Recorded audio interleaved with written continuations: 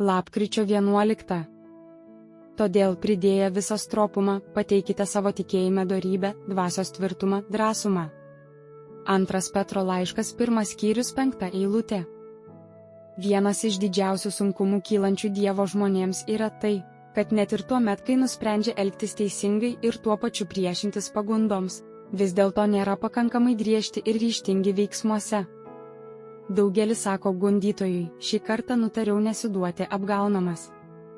Tokiu būdu savo prote ir mintyse palieka atvirą galimybę, kuria gundytojas pasinaudos kitą kartą. Mūsų Viešpaties elgesys buvo pats tinkamiausias, turime atstumti gundytoją iš karto ir visiems laikams.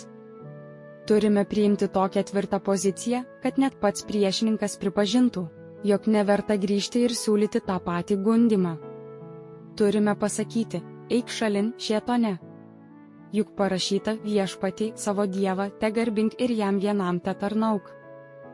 Kai mes protu įvertiname Dievą ir Kristų ir išugdome pasitikėjimą jais širdimi, kaip krikščioniško charakterio pamatą, toliau ant šio pamato turime statyti likusias aukščiausias pirmaeilės malonės, pradedant nuo dvasios tvirtumo, drąsos, kurios esmė yra pergalės viltis.